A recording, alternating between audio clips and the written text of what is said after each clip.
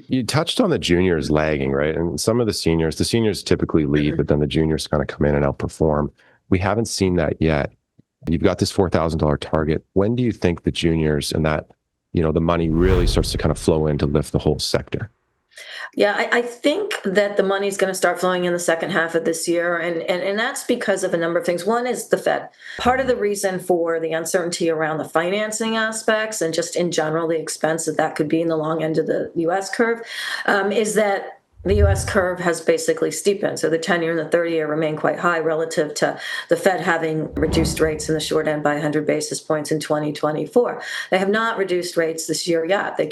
Powell keeps tiptoeing around that and sort of dogmatically attaching himself to inflation with a, above 2% handle, even though CPI is at 2.8% annual. It's not awful. It's certainly better than it's been in the past. But, these are the things that are under Fed operation, even though the macro economy and the economy of the U.S. is weakening. We did have a negative GDP print last quarter. We are having more jobless claims come in. Our unemployment figures have not, decreased. And so there are weaknesses in the fabric of the U.S. economy the Fed isn't really focused on, as well as in the banking system, because of rates being higher, among other things, at the high end of the curve. And then there's U.S. debt, which is astronomical at $37 trillion almost. And that is impeding just U.S. growth. And, the budget process is going to basically add on to that debt. And that debt's expensive. So going back to junior miners, kind of in the scheme of these bigger picture movements, I think they're waiting for a move this year from the Fed to coincide with the consolidation and now again appreciation of gold this year. And again, I think gold's going to continue to zoom up in the second half of the year after this period of consolidation because of all these factors.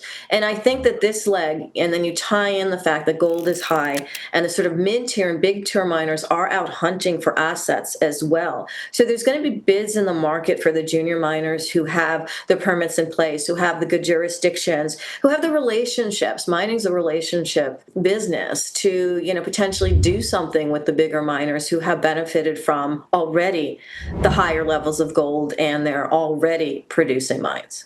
Yeah. Their free cash flows are just exploding. So really, there's this sort of switch, that easy money.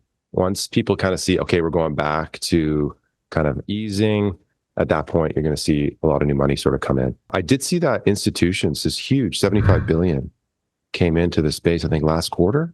Yeah. Which is the first big reversal, which was huge. We'll put a chart up of that. Yeah, that's a really good point. You have additional buyer classes, right? Yeah. I mean, when I think about gold and the central banks have been buying for years, what's really at the heart of the demand? Is it the US? Is it just globally people are kind of losing confidence as the US inches toward, an inevitable sovereign debt crisis? Is that what you think is the underlying force? I think it's broader than that.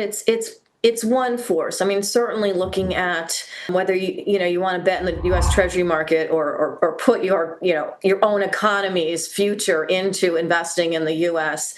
economy, which is very, very debt laden, versus putting it in gold, which is more objective as an asset, which is physical and real as an asset, and which is detached from U.S. policy, not just from the standpoint of debt, but I mean just all of U.S. policy as the globe continues to polarize into the BRICS, China-centric trade relationships. And that includes some of Europe. I mean, Europe is definitely diversifying its trade relationships, not least because of the latest round of tariffs and tariff battles from this administration. But they're going in that direction anyway, to sort of diversify and work more with China, with Southeast Asia, basically those relationships. And they require an objective sort of currency peg. And even though that doesn't necessarily mean a gold new standard, it does mean that gold can be that additional stability, almost physical currency behind any trade deals that happen with local currencies between countries.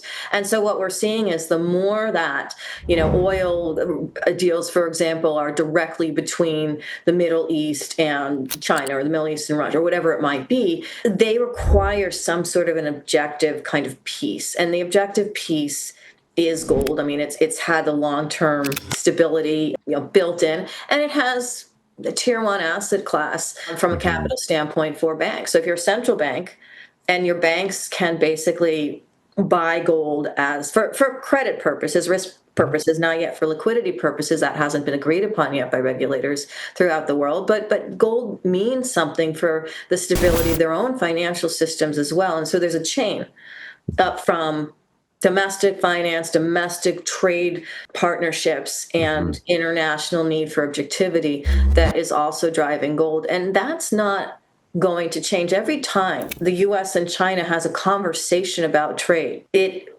benefits gold. It doesn't matter where that conversation goes, because there's the long strategy that China's playing, there's a short-term strategy that the US is and has been playing from the standpoint of physical assets, and gold is a recipient of any conversation about that, because it basically leads into long-term geopolitical strategy. Yeah, no, that makes sense. I mean, how long can the US finance its debt at these levels, right? With the treasury, with the interest rates where they are, I just feel like, man, the Fed has to cut sooner rather than later. What's your timeline on that? Like, are you expecting 2 or 3 cuts this year? I'm expecting 100 basis points this year, and that will probably look like somewhere between 2 and 4 cuts, like we saw last year. So at some point, I believe there's going to be a very negative print, not necessarily in GDP, but perhaps on the employment side, or perhaps a combination.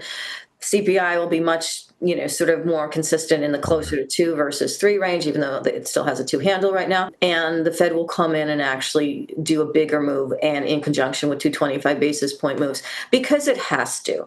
I mean, that's the reality. The reality is that the moves that happened last year have benefited the front end of the curve, but they haven't made a dent. In fact, they've been sort of counterproductive to the long end, which is where those costs come in. So if you're the White House, and every single time Washington wakes up and has to turn on its lights, the lights include paying nearly $1 trillion worth of interest on a growing mound of debt, and most of that interest is on long-term treasury bonds, and the long-term treasury bonds have not had their yields diminished. So I also think that the Fed's going to stop it basically did stop its QT.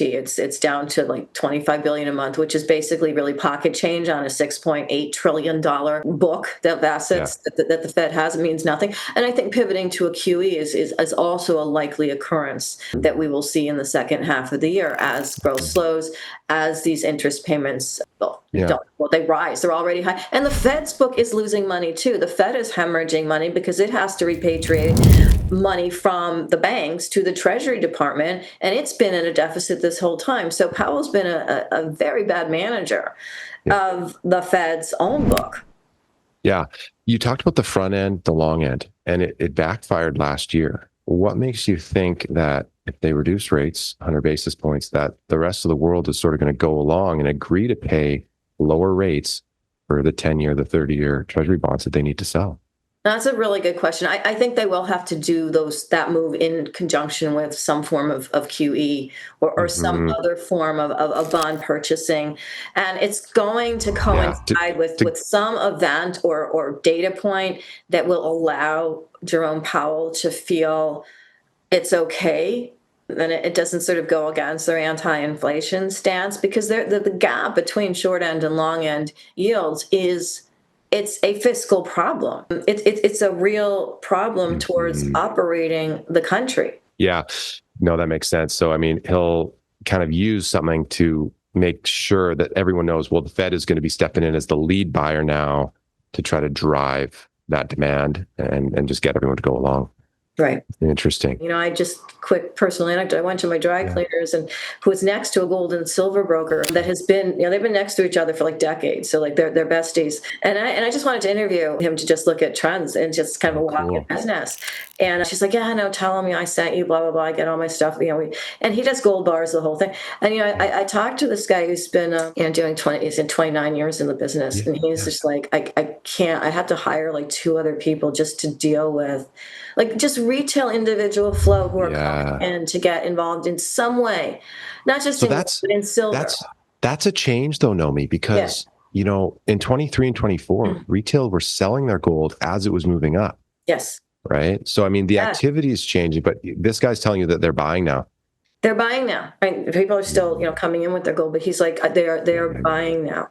And that is interesting because it's that on the guy. He's one little, storefront. Oh, yeah. But you add that up. You do. Oh, it adds up. And I mean, you've seen the Costco, they've been selling the gold, and where was that 5 years ago, right? So Right. And no one's selling it back to Costco. No one's like, no, I'm going to return the gold. No one's doing that, right? It's a one-way thing. no, Right. no, because it's higher every month. So why would they?